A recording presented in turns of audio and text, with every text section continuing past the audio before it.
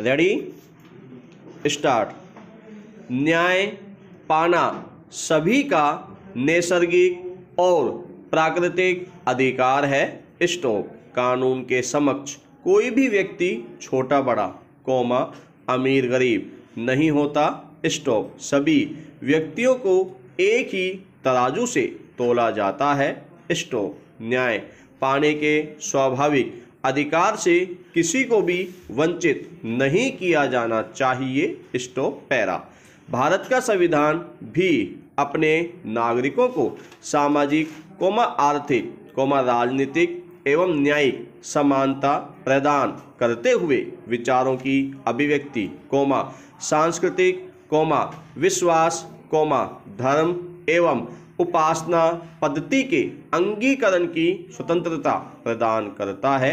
Stop. कानून के समक्ष समानता के अधिकार के अंतर्गत एक स्वतंत्र एवं निष्पक्ष न्यायपालिका की व्यवस्था की गई है। स्टॉप। भारतीय न्यायपालिका की संरचना एक पिरामिड के आकार की है जिसके शीर्ष पर सर्वोच्च न्याय है अर्थात सर्वोच्च न्यायालय भारतीय न्यायिक व्यवस्था में अंतिम अपीलीय न्यायालय है। स्टॉप। लगभग प्रत्येक राज्य में एक उच्च न्यायालय है और उनके अंतर्गत निचले अधीनस्थ न्यायालयों का एक पूर्ण तंत्र है। स्टॉप। इसके अतिरिक्त पंचायती राज व्यवस्था के अंतर्गत न्याय पंचायत पंचायत अदालत ग्राम कचहरी आदि नामों से भी पंचायत न्यायालय कार्यरत है। स्टॉप। इतनी बड़ी बड़ी व्यवस्थाओं के पीछे एक ही उद्देश्य है, समाज के प्रत्येक व्यक्ति तक न्याय पहुंच सके। स्टॉप। कहीं किसी के साथ किसी भी प्रकार का अन्याय न हो और न्याय के न मिलने पर समाज का कोई व्यक्ति या कोई वर्ग कुंठित न हो। स्टॉप। पैरा। निर्धन वर्ग हेतु समानता का अर्थ है नागरिक सेवाओं एवं सेना से लेकर व्यापार एवं उद्योग धंधों तक प्रत्येक प्रकार के विशेषाधिकार का समाप्त किया जाना। स्टॉप। उनके विचार में वे समस्त चीजें समाप्त की जानी चाहिए जिनसे असमानता उत्पन्न होती है। स्टॉप। सामाजिक न्याय की प्राप्ति आर्थिक राजनीतिक एवं सरकारी समानता एवं सहभागिता के अभाव में नहीं हो सकती। स्टॉप। मानव मात्र की स्वतंत्रता समानता और गरिमा का दावा करने वाली उदार भारतीय परिवेश की तस्वीर अत्यंत भयावह और मार्मिक है। स्टॉप। न्यायालयों में धनी वर्ग का बोलबाला है।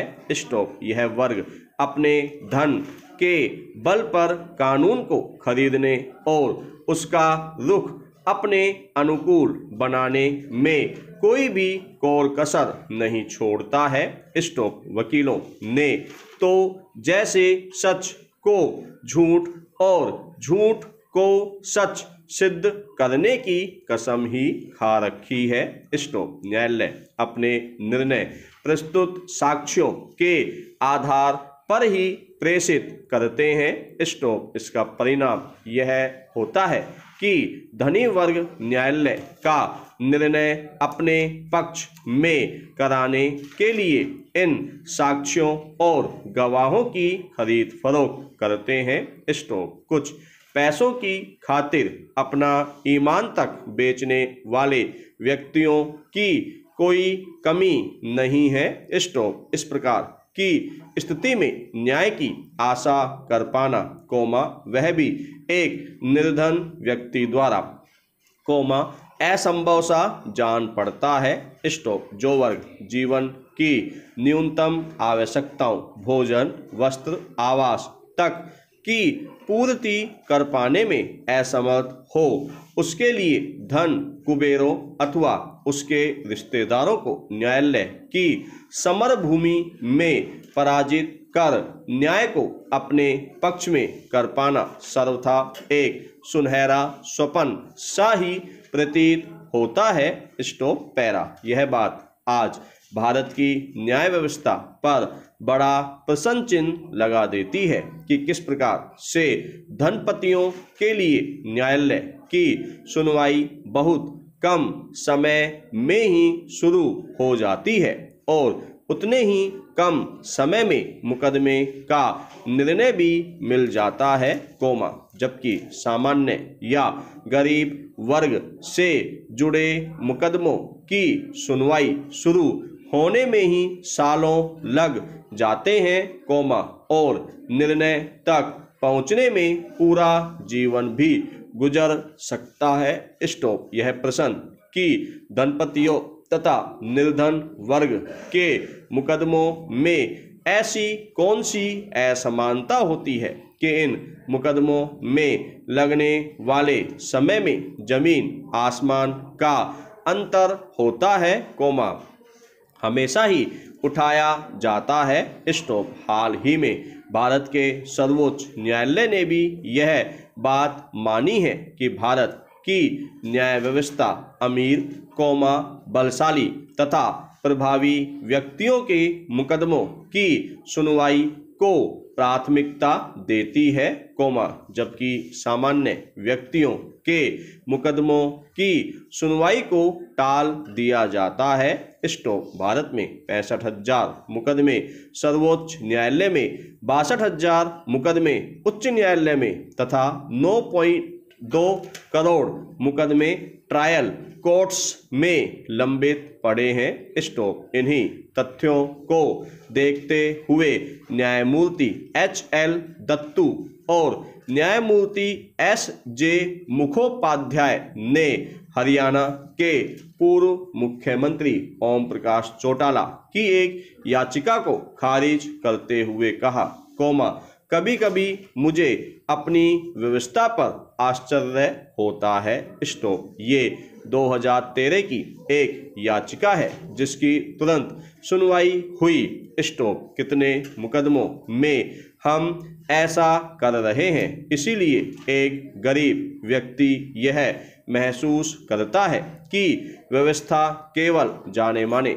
व्यक्तियों की परवाह करती है, जबकि अनजान व्यक्तियों, सामान्य व्यक्ति को अनदेखा कर दिया जाता है। Stop para.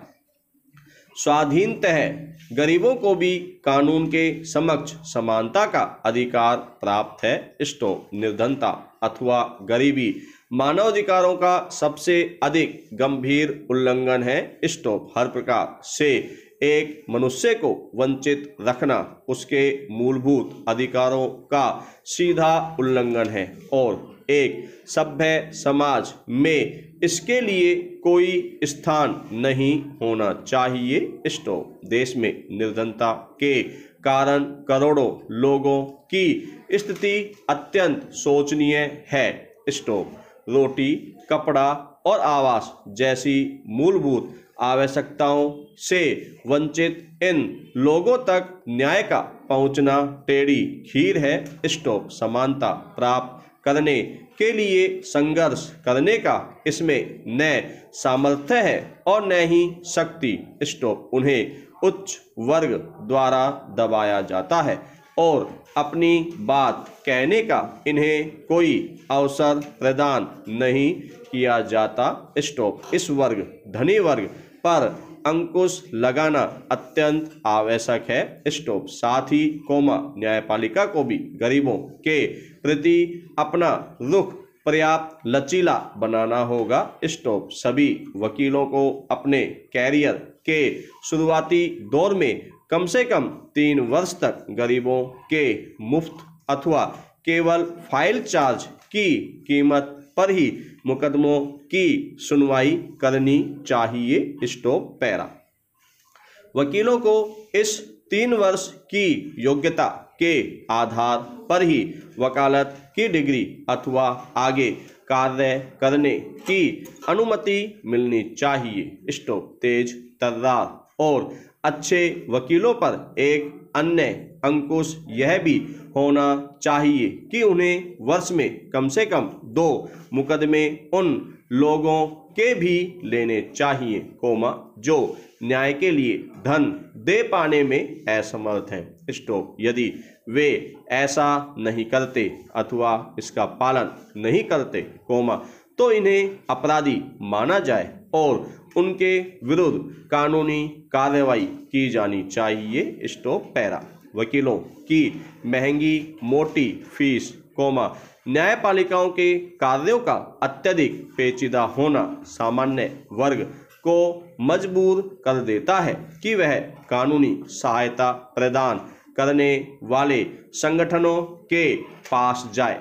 स्टॉप। इन सब में गरीब, पिछड़े, ग्रामीण तथा जनजातीय वर्ग के लोग पीछे छूट जाते हैं, जो किसी अन्य अनौपचारिक व्यवस्था जैसे कि खाप पंचायतों के पास जाकर न्याय मांगने को विवश हो जाते हैं। स्टॉप। इस प्रकार का तंत्र अतिवादी ताकतों को अपनी जड़ें मजबूत करने के लिए पूरा सहयोग देता है, जो कि न्याय व्यवस्था को पूरी तरह खोखला बना देता है और इन सबका परिणाम भी अंततः एक गरीब को भुगतना पड़ता है। स्टॉप।